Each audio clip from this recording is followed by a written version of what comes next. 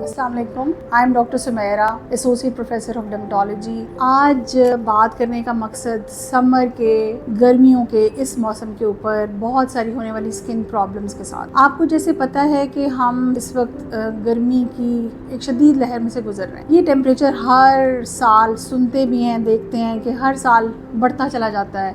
तो स्किन के प्रॉब्लम्स भी हम सबको ऐसे लगता है, डॉक्टर्स को देखने वालों को ऐसे लगता है, पेशेंट को के भी वक्त के साथ साथ बढ़ते चले जा रहे हैं, क्योंकि स्किन भी एक तरह से रिस्पॉन्ड करती है इस टेम्परेचर को। पसीना बहुत आता है, हॉट और ह्यूमिड वेदर है, बहुत सारे ऐसे मसाइल हैं जो बच्चों को, ख़वातीन को, बड़ों को, जो मुख्तलिफ एनवायरनमेंट में काम करते हैं, उनकी नौइयत मुख्तलिफ होती है। हम थोड़ी सी इसके सिलसिले में बात करेंगे। फॉर एग्ज़ाम्पल, जो मुख्तलिफ मसाइल जो आजकल देखने में भी आते हैं, जिनके साथ पेशेंट प्रेजेंट करते हैं, वो जलन का एहसास है चेहरे के ऊपर और उन एक्सपोज्ड एरिया के ऊपर रेडनेस होती है। फॉर एग्ज़ाम्पल, जो एक्सपोज्ड एरियाज़ हैं उनमें हमारा चेहरा आता है, हाथ और ये फोर आर्म्स के अगले पोर्शंस आते हैं, और नीचे पाँव और टांगों का निचला हिस्सा आता है।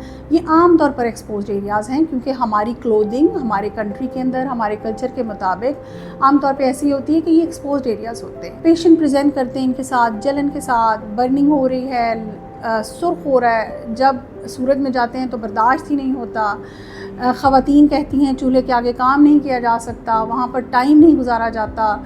और इसी तरह जो छोटे बच्चे जिनको आजकल स्कूल की छुट्टियां हैं, वो भी जैसे ही धूप में एक्सपोज होते हैं तो ये सारी कंप्लेंट्स उनको भी आने लग जाती हैं। ये एक मेजर प्रॉब्लम है। हम इनको कैसे डील करते हैं? एक्चुअली जिस तरह बहुत सारी बीमारियों में prevention is better than cure होती है, इसी तरह प्रिवेंशन से हम इसको काफ़ी हद तक बेहतर कर सकते हैं। दूसरा बड़ा सा प्रॉब्लम बॉडी पे रैश का बनना, ये कवर्ड एरिया पर भी होता है। ये रैश को हम अंग्रेज़ी में तो मिलिएरिया कहते हैं, आम ज़बान में इसको गर्मी दाने कहा जा सकता है। इसका भी बेसिकली ताल्लुक स्वेट ग्लैंड्स की सेक्रीशन से है। जो गर्मी आती है, हमारे स्वेट ग्लैंड ज़्यादा एक्टिव हो जाते हैं, क्योंकि वो टेम्परेचर को, जैसे कि मैंने पहले कहा, रिस्पॉन्ड कर। जब स्वेट बढ़ता है तो उनकी एक डक्ट होती है, हम इसको आम ज़बान में ये कह सकते हैं कि एक ऐसी नाली होती है जिसके अंदर से वो नीचे ग्लैंड या गदूद पसीना प्रोड्यूस करता है, और उसके अंदर से वो सफ़र करता हुआ हमारी स्किन के ऊपर आ जाता है। आपने कतरे देखे होंगे पसीने के ऊपर। जब पसीना ज़्यादा होता है तो वो उसके अपने ही डक्ट को क्लॉग कर देता है, ब्लॉक कर देता है, उसकी एवेपोरेशन ही नहीं हो सकती।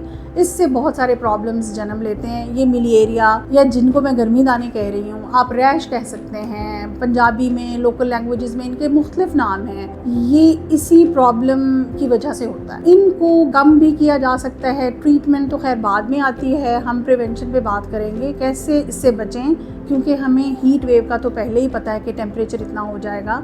तो हम पहले से ऐसा क्या कर सकते हैं कि ये प्रॉब्लम हमें मिनिमाइज होकर असरअंदाज हो। इंटरट्राइगो एक और बड़ा मसला है। इंटरट्राइगो क्या है?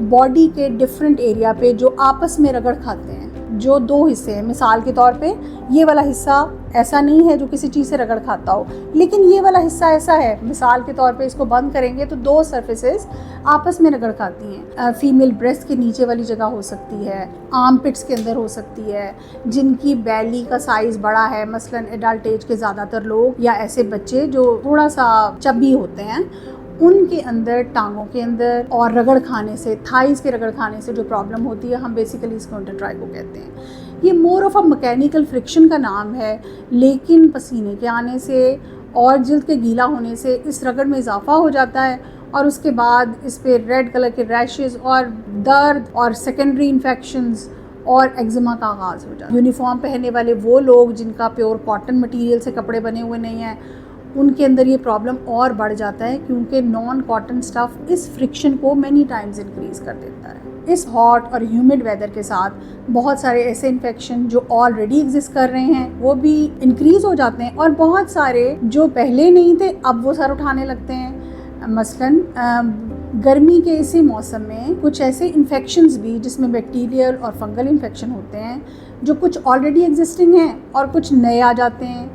जो ऑलरेडी एग्जिस्टिंग हैं वो भी इंक्रीज़ होकर आते हैं। जैसे मैंने आपको एक्नी के बारे में कहा, अदरवाइज़ जो हेयर की रूट है उनके इन्फेक्शन बहुत बढ़ जाते हैं। एक छोटा सा पस का दाना निकला ऊपर जो बिल्कुल सुपरफिशियल हुआ तो ख़ुद ही ठीक भी हो जाता है, और बच्चों के अंदर इससे मिलते जुलते बहुत से इन्फेक्शन जिनको हम बचपन से ये सुनते आए कि आमों का मौसम है, उसके अंदर आमों के साथ ये प्रॉब्लम हो जाती है। एक्चुअली आम की वजह से नहीं होती, ये बहुत बड़ी मिथ है।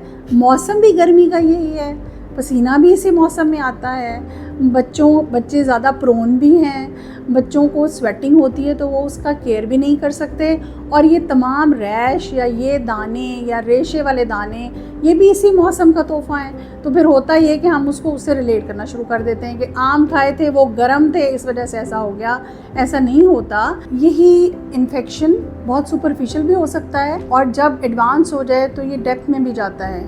बहुत मोटे फोड़े जिनको कहा जा सकता है आम ज़बान में, मोटे नोड्यूल्स वाले जो कि within the substance of skin होते हैं, आप उनको फील करते हैं, that becomes quite painful. It even takes many days to get resolve, और वो मेडिकेशन से होता है। फिर बात यही है कि जब हम उनको निगलेक्ट करेंगे तो वो तादाद में भी बढ़ेंगे, तकलीफ़ में भी बढ़ेंगे, और प्रॉब्लम भी ज़्यादा लंबा होता जाएगा।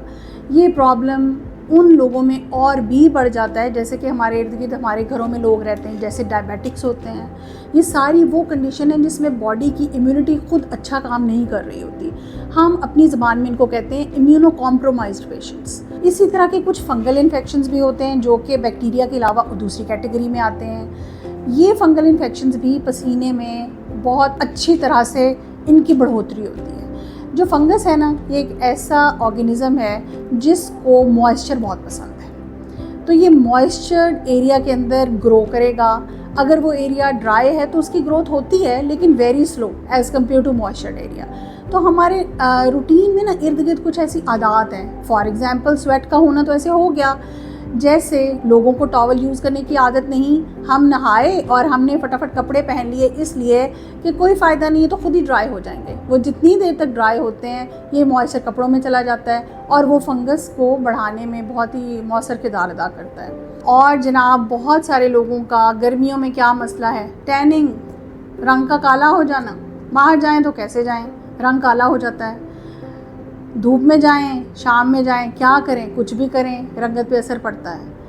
यही वो सारे मसाइल हैं जिनकी प्रिवेंशन पे भी कुछ बात होनी चाहिए। अब हम आते हैं प्रिवेंशन की तरफ। देखें, कुछ ब्रॉड प्रिंसिपल्स हैं जो कि इन सारों को निगेट करने के लिए यूज़ हो सकते हैं। पूरा निगेशन नहीं हो सकती क्योंकि ये अल्लाह के बनाए हुए मौसम हैं, इनके सिर्फ नुकसानात नहीं हैं, बहुत से फ़वाइद भी हैं।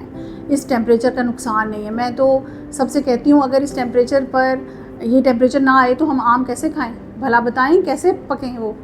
वो नहीं हो सकता। इसलिए ये अल्लाह की दिया हुआ मौसम है। हाँ, अलबत्ता जो इसके हार्मफुल इफ़ेक्ट्स हैं उनको हम ज़रूर कुछ ना कुछ उनके अगेंस्ट कुछ कर सकते हैं। तो ब्रॉड प्रिंसिपल्स पर अमल करते हुए स्किन के आम और ख़ास हर किस्म के मसाइल को बेहतर किया जा सकता है, प्रिवेंट किया जा सकता है, और उनकी इंटेंसिटी को डिक्रीज़ किया जा सकता है। Example, hydration comes first of all. देखें, हाइड्रेशन ऐसी होती है, मैं नहीं समझती कि मैं ये रिकमेंड करूँगी इतने गिलास पानी पीना चाहिए, रोज़ाना का इतना लीटर पानी हो तो अच्छा होगा, ऐसा नहीं होता। स्किन एक इतना बड़ा ऑर्गन है कि वो थर्स्ट मैकेनिज़्म को ऑन कर देता है। जैसे ही पानी की कमी होती है, थर्स्ट मैकेनिज़्म ऑन हो जाता है, खुद ब खुद अर्ज होने लग जाती है कि पानी पिएँ।